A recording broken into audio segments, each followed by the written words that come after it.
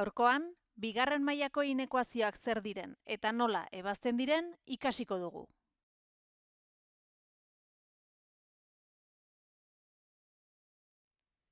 Bigarren mailako inekuazio bat, bigarren mailako desberdintze algebraiko bat izango da. Bi atal ditu eta atalen artean honako ikurretako bat ageri da beti. Txikiagoa, handiagoa, txikiagoa berdin edo handiagoa berdin. Hementxe daukagu bigarren mailako inekuazio baten adibidea. Bertan, bigarren mailako adierazpen algebraiko bat desberdintze baten bidez adierazita daukagu. 2x berbi ken x, txikiagoa izango da 2x ken bat baino.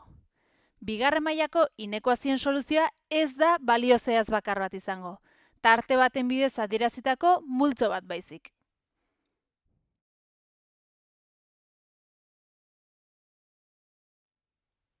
Bigarren mailako inekuazio bat ebazterako orduan, honako pauso hauek jarraitu beharko ditugu.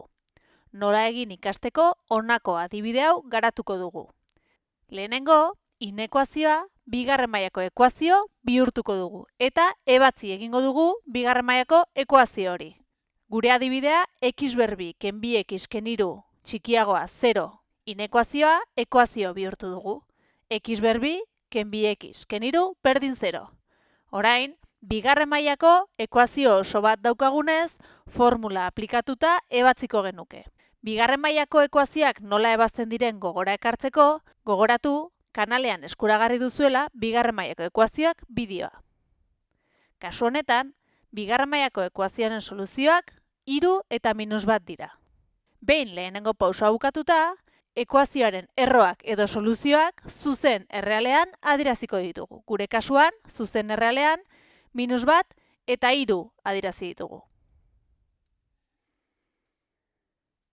Behin zuzen errealean gure ekuazioko erroak edo soluzioak adierazi ondoren, zuzen errealeko tarte bakoitzeko ausazko zenbaki bat aukeratuko dugu. Hau da, gure kasuan, -1etik berako tartean nahi dugun zenbaki bat aukeratuko dugu, nire kasuan -2 aukeratu dut, bestetik -1 eta 3 arteko tartean beste zenbaki bat aukeratu beharko dugu, nire kasuan 0 aukeratu dut, eta azkenik 3tik gorako tarte honetan beste zenbaki bat aukeratu beharko dugu. Ondoren, aukeratutako zenbakiekin eta baita ekuazioko soluzioiekin ere, inekuazioa betetzen den edo ez konprobatu beharko dugu. Hemen jarraian daude eginda kalkulo guztiak. Lehen tarte honetan -2 zenbaki hartu dut. Ondorioz, -2 isaren lekuan jarriko dugu eta inekuazio hau betetzen den edo ez ikusi beharko dugu. -2 berbi, ken 2 bider -2, ken 3. Hau txikiagoa da 0 baino? Kasu honetan kalkuloak egingo genitu, 5 txikiagoa 0 aterako litzaiguke. Hau egia da? Ez. Eta horrela egin beharko genuke zenbaki hauetako bakoitzarekin. Hurrengo kalkuloa ekuazioaren soluzioa den -1ekin egin dugu. -1 berbi, ken 2 bider -1, ken 3. Hau txikiagoa da 0 baino? Kasu honetan, kalkuloak eginda 0 txikiago 0 aterako zaigu. Hau egia da? Ez. Jarraian, -1, 3 tartean aukeratutako 0 zenbakiarekin kalkuloak egin ditugu. 0 berbi, ken 2 bider 0, ken 3, txikiagoa da 0 baino? Kasu honetan, -3 txikiagoa 0 ateratzen da. Hau egia da? Bai. Hurrengo kalkuloa gure ekuazioaren beste soluzioarekin egin dut, 3arekin. 3 berbi, ken 2 bider 3, ken 3, hau txikiagoa da 0 baino? Kasu honetan ere, 0 txikiago 0 ateratzen da. Hau egia da? Ez. Azkenik, azken tartean aukeratutako zenbakiarekin egingo ditugu kalkuloak. Nire kasuan, 4arekin. 4 berbi, ken 2 bider 4, ken 3, hau txikiagoa da 0 baino? 5 txikiagoa 0 aterako litzaiguke. Hau egia da? Ez. Behin kalkulo guztiak eginda, gure inekuazio honen soluzioa edo soluzioak zein tartetan betetzen diren jakingo genuke. Kasu honetan, tarte bakarrean beteko litzateke gure inekuazioa. -1, 3 tartean. Gainera, gogoratu, -1 eta 3 zenbakiak tarte horren parte ez direla izango. Egindako kalkuloen arabera, desberdintza betetzen ez dutelako. Behin inekuazioa zein tartetan betetzen den ikusi dugunean, emaitza adierazi beharko dugu.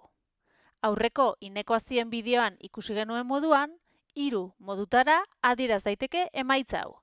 Desberdintze bidez, tarteen bidez edo grafikoki. Desberdintze bidez adieraztean, isa -1 baino handiagoa eta 3 baino txikiagoa dela esango dugu. Bestetik, tarteen bidez adieraztean, -1 3 tartea inekuazio honen soluzioa dela esango genuke eta grafikoki gauza bera adierazi dugu.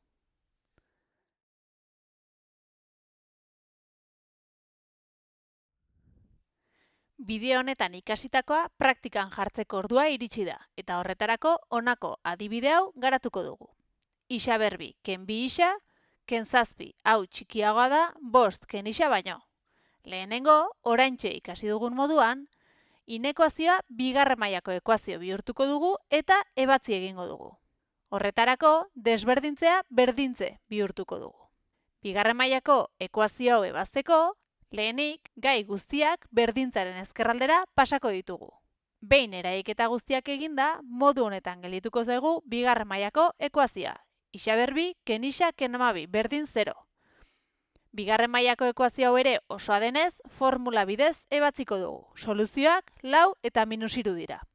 Hurrengo pausoa, ekuazioaren erroak edo soluzioak zuzen errealean adieraztea izango da. Beraz, gure zuzen errealean -3 eta 4 adierazi ditugu. Orain, zuzen errealeko tarte bakoitzeko ausazko zenbaki bat aukeratuko dugu. 3 baino txikiagoak diren zenbakietan nik -4 aukeratu dut, -3 eta 4 arteko tartean 0 aukeratu dut, eta 4 baino handiagoak diren tartean 5 aukeratu dut. Gogoratu, aukeratutako zenbakiak eta ekuazioaren soluzioak ea inekuazioa betetzen duten edo ez, konprobatu beharko dugula jarraian. -4arekin hasiko gara. -4 berbi, ken 2 bider -4, ken 7 hau txikiagoa da, 5 ken -4 baino. Kontuz eraiketak egiterako orduan zeinuekin. Kasu honetan, kalkuluak egingo bagenitu 17 txikiagoa 9 ateratzen zaigu. Hau egia da? Ez. Hurrengo zenbakia nire ekuazioaren emaitza den -3 izango da. -3 berbi, ken 2 bider -3 ken 7 hau txikiagoa da 5 ken -3 baino. Kalkuloak egingo bagenitu 8 txikiagoa da 8 aterako litzaiguke. Hau egia da? Ez. Hurrengo tartean nik 0 aukeratu dut. 0 berbi, ken 2 bider 0 ken 7 hau txikiagoa da 5 ken 0 baino. Kalkuloak egingo bagenitu -7 txikiagoa da 5 aterako litzaiguke eta hau egia da. Tarte honek gure inekuazioa betetzen du. Jarraian ordezkatuko dugun zenbakia ere nire ekuazioko soluzioa da, 4a. 4 berbi ken 2 bider 4, ken 7 hau txikiagoa da 5 ken 4 baino. Kalkuloak egingo bagenitu bat txikiago bat aterako litzaiguke eta hau ez da egia. Eta azkenik, 4tik gorako tarte horretan 5 aukeratu dugu. 5 berbi, ken 2 bider 5 ken 7 txikiagoa da 5 ken 5 baino. Kalkuloak egingo bagenitu 8 txikiagoa da 0 baino lortuko genuke eta hau ere ez da egia. Kalkulo hauetatik honako hau ondorioztatuko dugu. Inekuazio hau betetzen duten balioen tartea -3 4 izango da. Eta kasu honetan ere, -3a eta 4ak ez dutenez desberdintza betetzen, ez dira tarte horren parte izango. Behin soluzioa ezagututa, emaitza adierazi beharko dugu. Aurretik esan dugun moduan, desberdintze bidez, tarte bidez eta grafikoki. Inekuazioaren soluzioa desberdintze bidez adierazita honakoa izango da. Isa -3 baino handiagoa eta 4 baino txikiagoa izango da.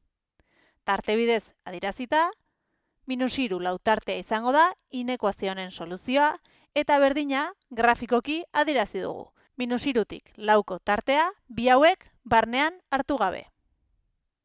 Orain, ekin lanari, hurrengora arte.